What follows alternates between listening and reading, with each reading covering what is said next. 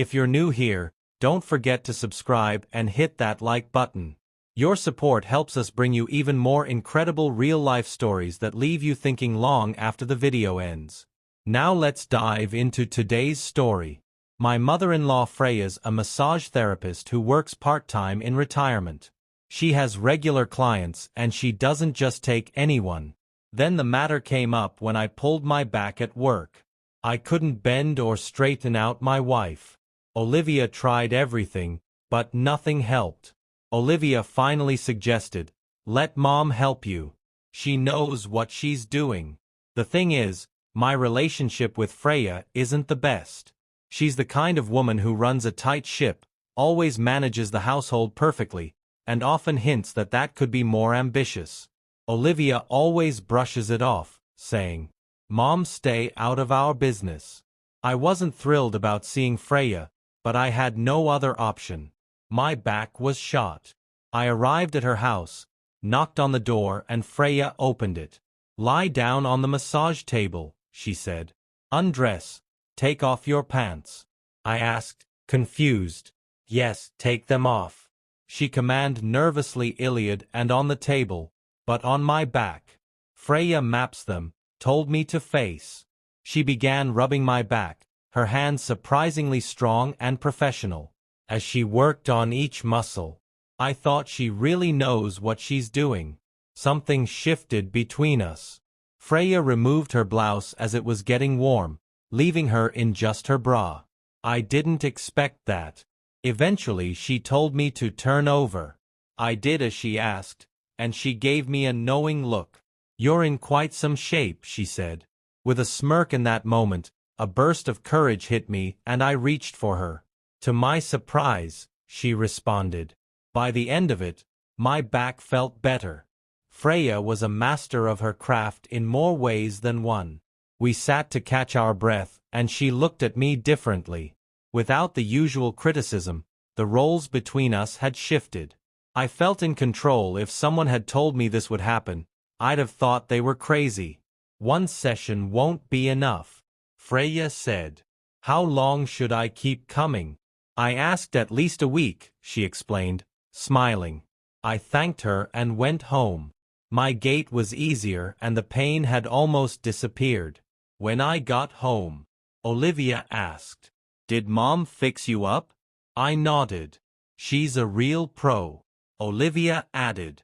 The next day I went back. Freya greeted me warmly. "Want some lemonade?" she offered. I accepted, and we shared a drink before I lay down on the couch, feeling more relaxed. Freya worked on my back again, her hands firm and steady. I noticed her differently, her slender figure, her strength. I turned over again, almost overturning the couch. We laughed, and the line between a professional massage and something more blurred again. For the rest of the week, I returned every day. Freya gave me first-class massages, better than any spa and for free. She'd smile slyly and say, "I don't take your money," and I praise her mastery. On the third day, she started talking more about her life, her past for passions. It felt like we were building a connection beyond the massages. One evening after a session, Freya invited me to stay for dinner. Olivia was out late and Freya said she could use the company. I hesitated but agreed. She cooked pasta and we shared a meal, laughing and talking. The wine loosened us up and soon we were talking about everything. My job, her retirement, even our past tension. It felt good to clear the air. On the fourth day, during a massage, Freya took her time, her hands lingering on my shoulders, sending shivers through me. Something was happening between us, something beyond physical relief. Afterward, we sat on the couch, her hand on mine. My heart pounded, a mix of excitement and fear. On the sixth day, Freya greeted me with a hug. It felt natural. She whispered, "I'm glad you came."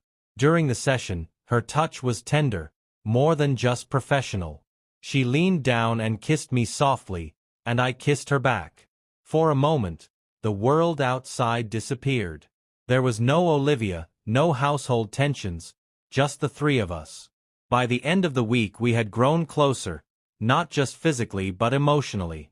She opened up about her fears of growing old alone, and I shared my own insecurities. It felt like we were each other's confidants. On the last day of the week she said, "This should be enough, but I'll add you to my client list for regular sessions." I was thrilled when I got home. Olivia asked, "Why are you so cheerful?"